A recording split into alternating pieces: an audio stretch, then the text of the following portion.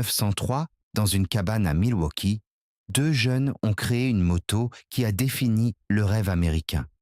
Pendant des décennies, posséder une Harley en France, c'était la liberté absolue. Mais aujourd'hui, une marque indienne, Royal Enfield, détruit cet empire. Il conquiert nos routes, de Paris aux campagnes.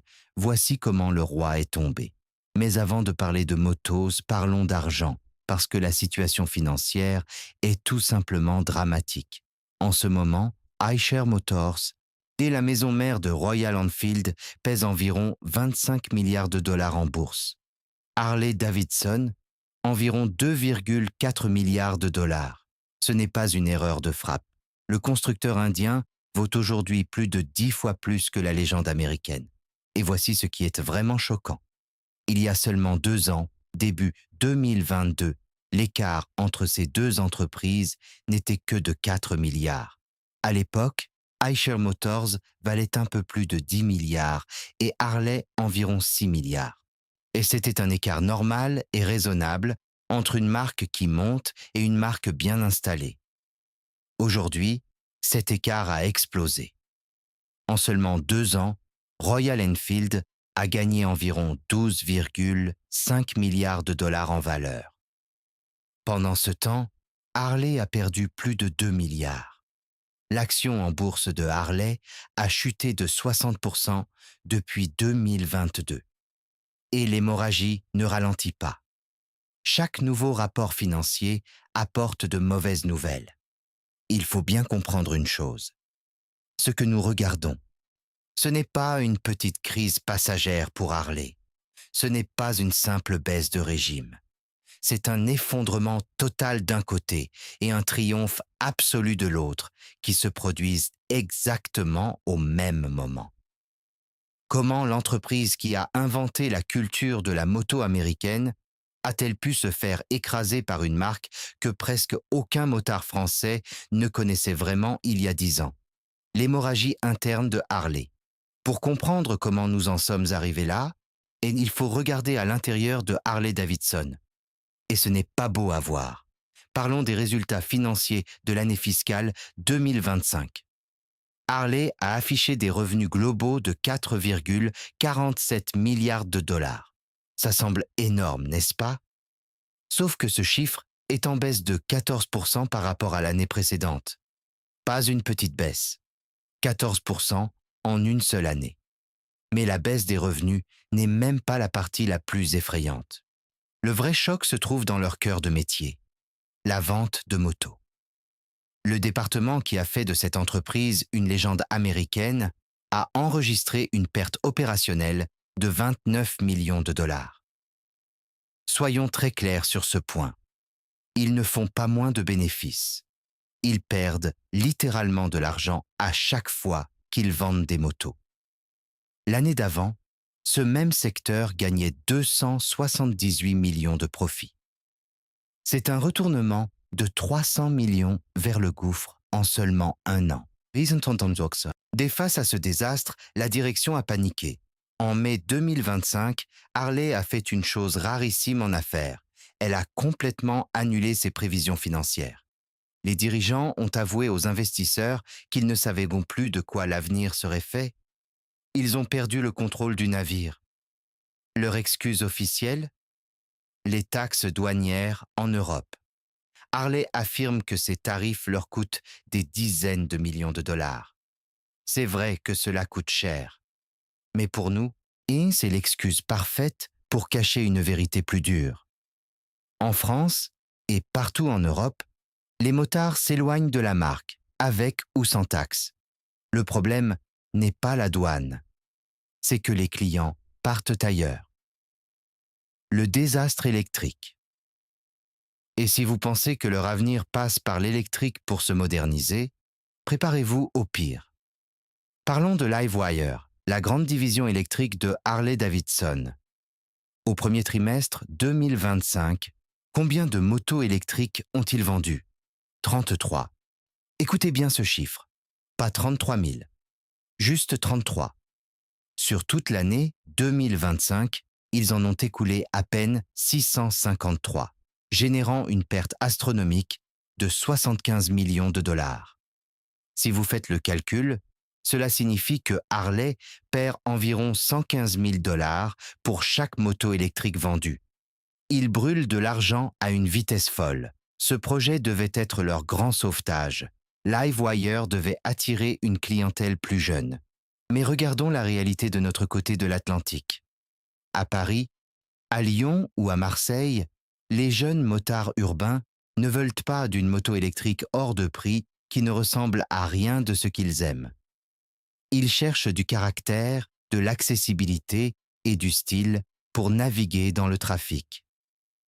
Harley a dépensé une fortune pour créer une moto du futur. Mais ce désastre financier prouve une chose cruelle. La marque américaine ne comprend absolument pas ce que veulent les jeunes générations d'aujourd'hui. Panique à la direction. La direction sait parfaitement qu'il y a un problème. C'est pourquoi le PDG Jochen Zeitz a quitté son poste en avril 2025. Officiellement, l'entreprise a appelé cela une retraite. Officieusement, les investisseurs exigeaient sa tête depuis des mois et l'ont poussé vers la sortie. Mais le plus fou est arrivé en octobre 2025, quand le conseil d'administration a nommé le nouveau PDG, Artie Starr. D'où vient cet homme choisi pour sauver la marque de moto la plus mythique au monde? De Topgolf. Prenez une seconde pour réaliser l'absurdité de la situation. L'entreprise qui a défini la rébellion, la liberté et l'esprit motard pendant un siècle est maintenant dirigée par un homme dont le dernier travail était de gérer des complexes de golf. Il n'a aucune expérience de l'industrie de la moto. Ce choix désespéré envoie un message clair. Harley-Davidson a perdu son âme et ne comprend tout simplement plus la culture motarde. La crise démographique française.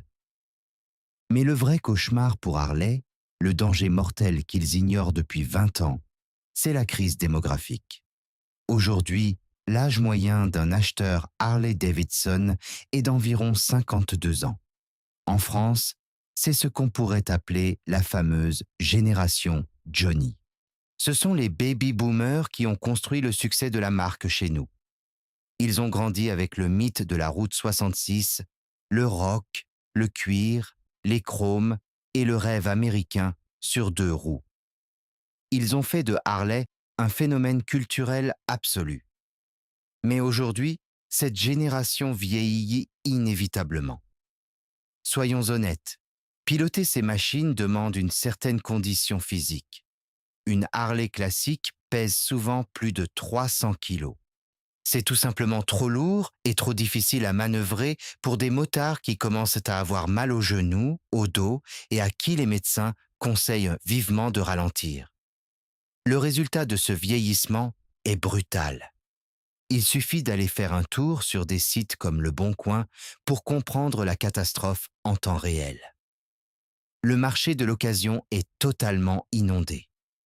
Les concessions débordent de reprises et de grosses cylindrées, comme les Road King. Et tous ces anciens motards essaient de revendre leurs énormes machines. Mais il y a un problème majeur. Il n'y a plus d'acheteurs. Les jeunes Français n'en veulent pas. Ces motos sont trop lourdes, beaucoup trop chères à entretenir, et elles portent l'image de la génération de leurs parents. Actuellement, seulement 8% des clients de Harley ont moins de 30 ans. 8%. Ce n'est pas un renouvellement de clientèle, c'est une base de clients qui disparaît, sans personne pour prendre la relève. L'ascension mondiale de Royal Enfield. Maintenant, passons de l'autre côté de l'histoire. Car pendant que Harley s'effondre, Royal Enfield réalise l'une des croissances les plus impressionnantes de l'industrie. Commençons par les chiffres de base. Lors de l'année fiscale 2025, Royal Enfield a vendu plus de 1,2 million de motos. C'est une augmentation de 10% en un an.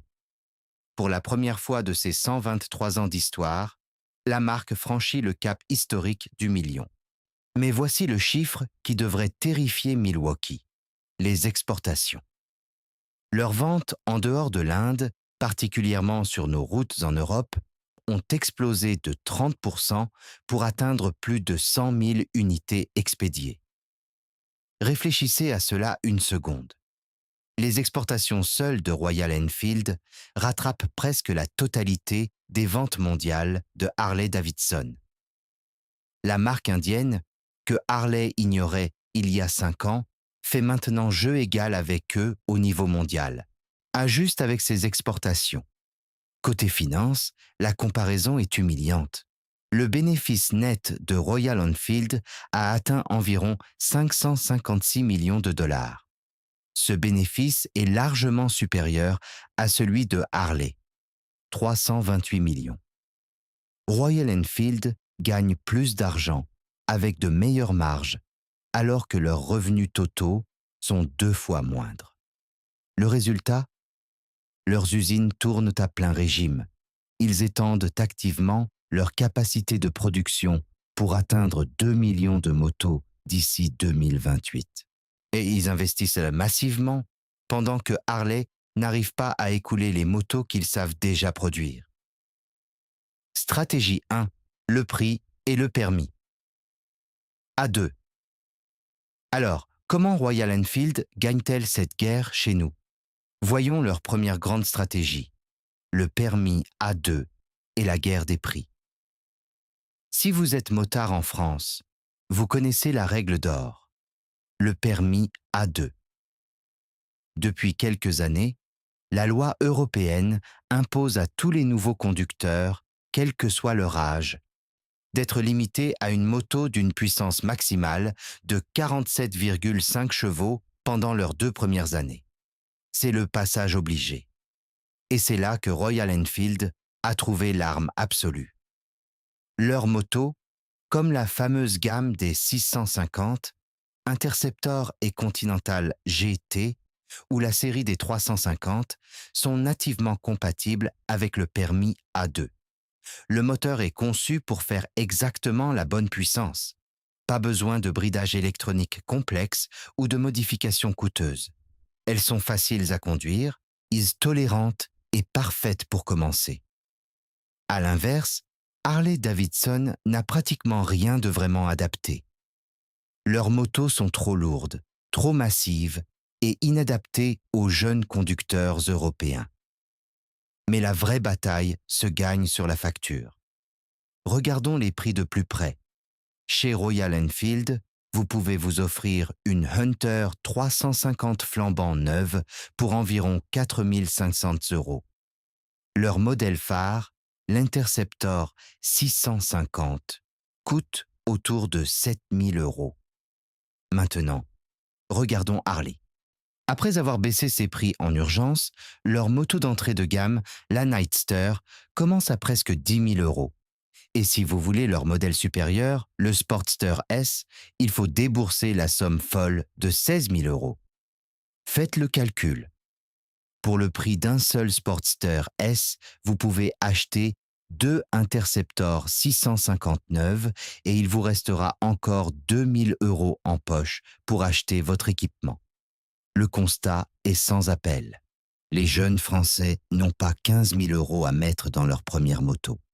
Beaucoup ont un budget de 5 000 ou 6 000 € et Royal Enfield les attend à la sortie de la moto-école avec exactement ce qu'ils veulent. Un vrai style néo-rétro, du caractère, à un prix parfaitement abordable. Stratégie 2. La nouvelle communauté. La deuxième stratégie qui détruit Harley, c'est la communauté. Pendant des décennies, Harley régnait en maître avec le HOG, Harley Owners Group. Mais soyons réalistes. Aujourd'hui en France et en Europe, ces rassemblements vieillissent. L'énergie diminue d'année en année et les événements deviennent de plus en plus petits et gris. Les jeunes motards français d'aujourd'hui ne veulent tout simplement pas rejoindre le club de leur père. Ils cherchent quelque chose qui leur ressemble, quelque chose de frais. C'est là que Royal Enfield joue aux échecs pendant que Harley joue aux dames. Ils ne se contentent pas de vendre des motos, ils créent la nouvelle vague. Prenez un événement mondial comme le One Ride, des dizaines de milliers de motards dans le monde entier qui roulent le même jour, juste pour le plaisir d'être ensemble. et regardez chez nous. Royal Enfield est omniprésent dans les festivals cool et jeunes comme le célèbre Wheels and Waves à Biarritz. De la musique, du surf, des motos customisées et une ambiance détendue sur la côte basque. Royal Enfield a compris une chose essentielle. Ils ne vendent pas juste un morceau de métal. Ils vendent une expérience, l'aventure du week-end, l'authenticité et ce style vintage tellement désiré aujourd'hui. Acheter une Royal Enfield, c'est entrer dans une culture moderne et accessible. Harley vendait cela autrefois, mais aujourd'hui, Royal Enfield a volé cette magie. Stratégie 3. La conquête du territoire français.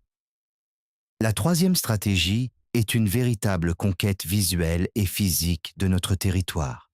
Il y a 10 ans, voir une Royal Enfield en France était plutôt rare. Aujourd'hui, promenez-vous dans les rues de Paris, de Lyon ou de Bordeaux. Regardez au feu rouge. Qu'est-ce que vous voyez? Des Interceptor 650, des Continental GT, des Hunter partout. Royal Enfield a pris le contrôle visuel de nos villes européennes. Pour réussir cela, ils ont multiplié leur réseau de concessionnaires à une vitesse folle, de la capitale jusqu'aux petites routes de campagne ou au virage des Alpes, il y a toujours un garage Royal Enfield à proximité. Ils n'ont pas juste ouvert des boutiques, ils ont planté leurs drapeaux partout où les motards aiment rouler. C'est une attaque psychologique brillante. Dans l'esprit des jeunes adultes français, Royal Enfield a officiellement remplacé Harley-Davidson comme la moto cool par excellence pour s'échapper de la ville le samedi matin. Ce n'est plus la grosse cylindrée américaine qui représente l'évasion stylée, c'est le charme néo-rétro indien. Ils sont venus sur le terrain de la moto de loisir et ils ont tout simplement pris la couronne. Alors, où tout cela va-t-il nous mener? Quel est le verdict? Regardez simplement les trajectoires. D'un côté, Royal Enfield affiche une croissance solide de 10% par an, ouvre de nouvelles usines et rassemble les foules. De l'autre, Harley-Davidson voit ses ventes chuter à 2 chiffres, perd de l'argent sur son cœur de métier et voit sa clientèle historique disparaître sans relève. Le marché a déjà rendu son jugement. Un ratio de 10:1 en bourse, 25 milliards contre 2,4 milliards, n'est pas une simple course serrée. C'est un verdict brutal. Les investisseurs votent avec leur argent et ils ont choisi Royal Enfield. Harley peut-il encore survivre et inverser la tendance? Théoriquement, oui. Mais pour cela, ils doivent tout changer. Baisser massivement leurs prix, créer des motos vraiment adaptées au permis A2 pour séduire les jeunes, et surtout, nommer des dirigeants qui comprennent la culture motarde, et au lieu de venir du monde du golf. Le problème, c'est que chaque année où ils ne font pas ces choix, Royal Enfield devient plus fort et l'écart se creuse. La fenêtre de survie se referme. Si cette analyse de l'industrie de la moto vous a plu, n'oubliez pas de vous abonner et de liker la vidéo. Je décrypte chaque semaine des histoires de business comme celle-ci, où les chiffres racontent une histoire que les grands titres cachent. À très vite pour la prochaine vidéo.